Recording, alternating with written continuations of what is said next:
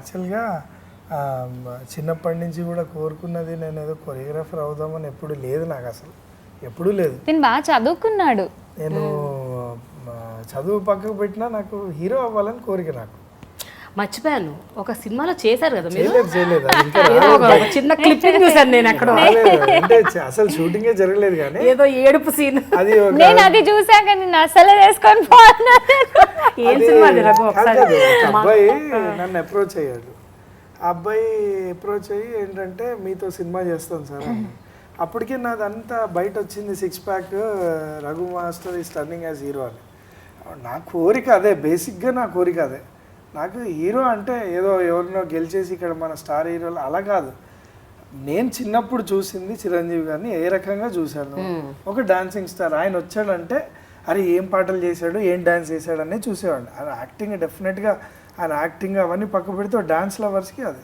తర్వాత హిందీ సినిమాలు హైదరాబాద్లో ఉండడం వల్ల మేము హిందీ సినిమాల్లో గోవింద అసలు భావాలు మామూలుగా ఉండేది కాదు.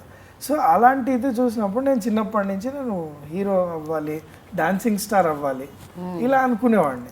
ఏ రోజు సినిమా ఇండస్ట్రీలోకి వెళ్ళి సైడ్ డాన్సులు ఉంటాయంట, అది చేసిన తర్వాత ఒక అసిస్టెంట్ కొరియోగ్రాఫర్ అవుతారంట, ఇవన్నీ నాకు తెలియదు. మలక్పేటలోనే ఉండేవాడిని, సినిమా ఇండస్ట్రీ ఇక్కడ ఉన్నా నాకు తెలిసేది కాదు. ఆ 9th క్లాస్లో ఆ టైంలో మా సార్ వాళ్ళు శ్రీనివాస్ అని, ఆయన నా సీనియర్ ఒక అబ్బాయి ఆల్రెడీ మెంబర్షిప్ ఉండడము ఇక్కడ AP film dancers and dance directors. అయితే నాకు కూడా ఇప్పిస్తే నేను అన్న చిచి సైడ్ డాన్సరా నేనా అన్నాను. నేనేంటి హీరో, నేను వెనకాల ఎందుకు ఆడుతా నేను అన్నాను. అలాంటిది తెలియదు నాకు అసలు. సో అలా అవ్వాలనుకున్నాను కాబట్టి చిన్నప్పటి నుంచి నాకు ఈ కొరియోగ్రాఫర్ ఇది అనేది ఇప్పటికీ కూడా నేను చాలామంది అరే నువ్వు ఎందుకు ఇంత లైట్ తీసుకుంటావు అంటే నాకు లైటే మరి. నాకు నేను ఎదుట హీరోని చూస్తుంటే నేను రావాలి కదా, నేను కదా అక్కడ ఉండాలనుకుంటుంటాను. తర్వాత నాకు నేను సాటిస్ఫై అయ్యాను. ఎందుకంటే 2-3 ఆడిషన్స్ ఇచ్చాను, నన్ను సెలెక్ట్ చేయలేదు. కృష్ణవంశీ గారి దగ్గర ఇచ్చాను, ఎప్పుడు 99లో కృష్ణవంశీ గారి దగ్గర ఇచ్చాను, సెలెక్ట్ చేయలేదు. బహుశా నా యాక్టింగ్ రాలేదేమో అప్పుడు, మరి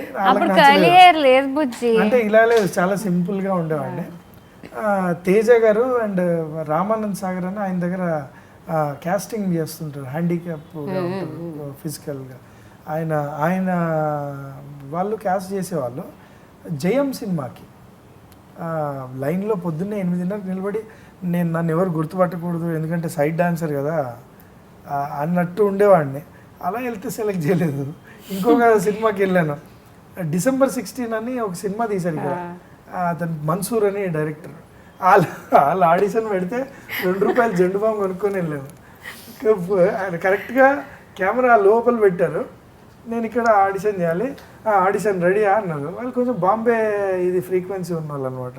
కెమెరా కనిపిస్తుందా అంటే ఎక్కడ లేదు కదా అని ఎత్తుకుతుంటే ఆ ముందు సందులో ఉంది. Okay you have to perform here, ఇది నీ స్టేజ్ అని అంటే సరే నిలబడ్డాను. మెల్లగా ₹2 జెండు బాంబు ఇలా తీసేసి చేతిలో పట్టుకున్నా. హిందీ డైలాగ్, హిందీ వచ్చు కదా బేసిక్గా చిన్నప్పటి నుంచి మనం, కొంచెం అలా సరే రెడీ సార్ అని ఇలా అన్న. ఆయన చూడకముందు టపటప డైలాగ్ ముందే గారిపోతున్నాయి.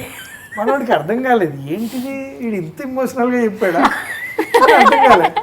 దగ్గర వచ్చాడు, ఆ రూమ్లో నుంచి బయటకు వచ్చి చూసి what mister Raghu can you do 1 more time please అన్నారు. అంటే యా అని చెప్పి ఒకసారి వైప్ యువర్ టీయర్స్ అని అంటే సరే వెంటనే తుడుచుకున్నాను. ఆ మంట ఉంటుంది కదా సాలిడ్గా రాసాను. ఆయన వెళ్ళి మళ్ళా రెడీ రోల్ అన్నాడు, అన్నంగానే పడపడ కారుతున్నాయి.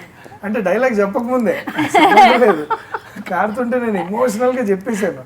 మంచి డైలాగ్, మంచి ఎమోషనల్ది హిందీలో.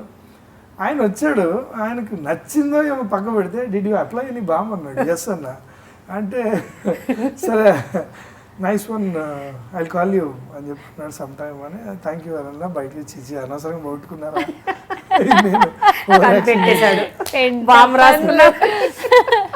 అలా. ఈ అబ్బాయి వచ్చాడు, వచ్చి రఘు మాస్టర్ మీరు 6 ప్యాక్ అవి చేశారు కదా నేను తీస్తా అన్నాడు.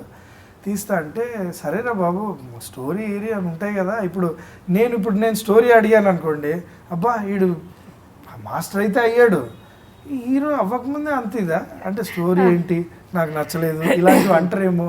నేను కూడా కింద స్థాయి నుంచే వచ్చాను కాబట్టి ఎదుటోడిని అలా హర్ట్ చేయకూడదు. అని చెప్పి అలానే స్టోరీ వినకుండా అయితే కాదు. అని మొహమాటానికి పోయి ఇట్లా ఏడిచాడు మొహమాటానికి నేను చెప్పాను అండ్ ఫస్ట్ హాఫ్ రెడీగా ఉంది మాస్టర్, సెకండ్ హాఫ్ రెడీ అంటే సరే చేసుకో అన్న. వెంటనే ప్రొడ్యూసర్లు వాళ్ళ బ్యానర్లో ఒక సినిమా రిలీజ్ అవుతుంది, దాని ఆడియో, అది ఏ సినిమా గుర్తులేదు నాకు, బట్ లో budget movie, but next movie పెద్దగా తీస్తున్నారు, ప్రొడ్యూసర్స్ ఆర్ రెడీ, నేను ఒప్పించాను రఘు మాస్టర్ అని. సో ఎల్లుండి ఆడియో రిలీజ్కి అల్లరి నరేష్ అందరూ వస్తారు, ఆ టీజర్ లాంచ్ చేస్తారు మంది నెక్స్ట్ ప్రొడక్షన్ది, అర్జెంటుగా తీయాలంటాడు. నన్ను అలా తీస్తే పాడవుతుందిరా బాబు అని అంటాడు, కానీ తన ఆనందం కాదనలేను, ఎందుకంటే ఈ స్థాయిలో నుంచి వచ్చాను కదా నేను, ఒకరిని ఎంకరేజ్ చేయకపోతే ఎందుకు, వాడిలో ఏముందో తెలీదు. సరే ఆడు ఏం చేయమంటే అది చేద్దాం. 2 కాల్ షీట్లు పెట్టేసుకున్నాడు షూటింగ్, 6 to మార్నింగ్ 6 వరకు 2 కాల్ షీట్స్ అయితే. అన్న ఎందుకు అబ్బా అంటే ప్లీజ్ మాస్టర్ అన్నీ సెటప్ గిటప్ అని పెట్టేసుకున్నాడు. నేను అన్న ఇది కంటెంట్ కాదు కదా సినిమాకి అన్నాను.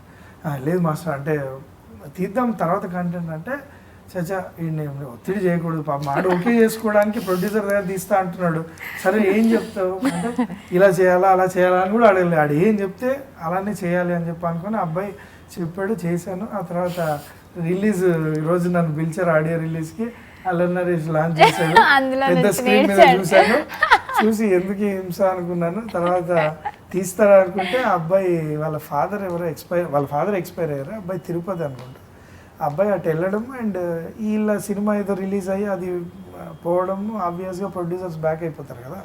సో ఆ తర్వాత మళ్ళీ ఇంకా అమ్మయ్య దేవుడా నేను ఒకటే మొక్కున్నా, ఇది అవకాశం నాకు కరెక్ట్ అయితే ఇప్పించు, లేదా ఆడికి కూడా లాస్ అవ్వదు. అంటే ఇప్పుడు నేను మొరపెట్టుకునే స్టేజ్ ఎవరి దగ్గర లేదు నాకు, నేను దేవుడి దగ్గర మొరపెట్టుకోవాలి. నేనంటే ఆడికి లాస్ కావడదు, ఆడి జీవితం పాడు కాకూడదు, నా జీవితం కూడా పాడు కాకూడదు, మంచి టేక్ ఆఫ్ కావాలి నాకు అని చెప్పి నేను ఒప్పుకున్నా, దేవుడు కాపాడేశాడు. Okay fine. ఇప్పుడు ఉందా కోరిక బలమైన? నేను చేస్తాను డెఫినెట్లీ. లాస్ట్ ఇయర్ చేద్దాం అనుకున్నాను అండ్ మ్యారేజ్ ఈ టెన్షన్లో ఏప్రిల్ వరకు పోయింది. ఏప్రిల్ తర్వాత పెళ్ళైన 3వ రోజు నుంచే కదా షూటింగ్కి వెళ్ళిపోయాం, పెళ్ళైన 3rd డే నుంచే సాంగ్స్ అవుట్డోర్ షూటింగ్ లో కాన్సన్ట్రేట్ నేను చేయాలనే అధ్యక్ష అని ఒక రోజు అనాలి.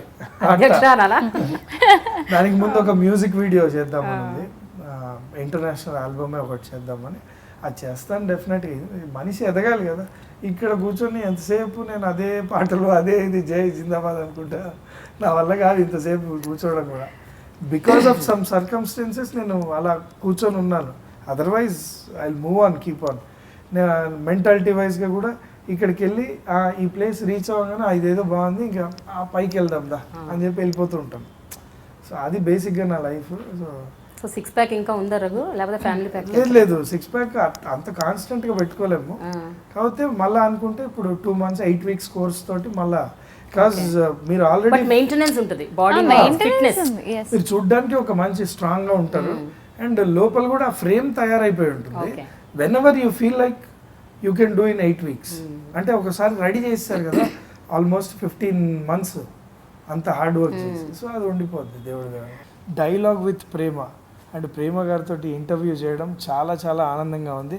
నీకు ఎలా ఉంది ప్రణవి చెప్పు? నాకు చాలా చాలా చాలా ఆనందంగా ఉంది. థ్యాంక్ యూ ప్రేమ గారు. And watch this exclusive interview of us in dialogue with Prema on I dream.